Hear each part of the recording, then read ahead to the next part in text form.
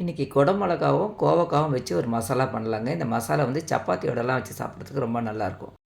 கடாய் வச்சு ஒரு ஸ்பூன் எண்ணெய் ஊற்றிட்டு கொஞ்சம் சோம்பு, 2 பட்டை, 2 லவங்கம் போட்டு தாளிச்சிருக்கேன்.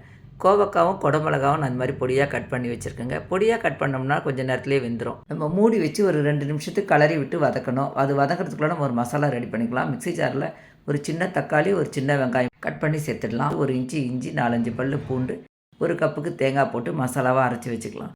இப்போ பாருங்கள் நல்லா வதங்கிடுச்சு. இந்த மாதிரி வதக்கி செய்கிறதுனால எண்ணெய் குறைவாக ஊற்றினாலும் மசாலா நல்லாவே செவந்துடும். 1/2 டீஸ்பூன் மஞ்சள் பொடி, 3 டீஸ்பூன் மிளகாய்த்தூள், தேவைக்கேற்ற மாதிரி உப்பு சேர்த்துட்டு நம்ம அரைச்சி வச்ச மசாலாவும் சேர்த்து கலந்து விட்டு ஒரு 30 செகண்ட் மூடி வைங்க. மூடி வச்சு திறந்துட்டு நம்ம மிக்ஸி ஜாரில் கொஞ்சமாக தண்ணி அலசி வச்சுருக்கேன், அதையும் சேர்த்து கொஞ்சம் நேரத்துக்கு கொஞ்ச நேரம் நல்லா கலந்து விட்டிங்கன்னா மசாலா நல்லா செவந்த கலர் வரும். வாசனைக்கு கொத்தமல்லி தூவி கேஸ் ஸ்டவ் ஆஃப் பண்ணிவிடுங்க. குடமிளகா கோவக்காய் மசாலா சூப்பராக ரெடி ஆகிடுங்க. கண்டிப்பாக நீங்களும் ட்ரை பண்ணி பாருங்கள்.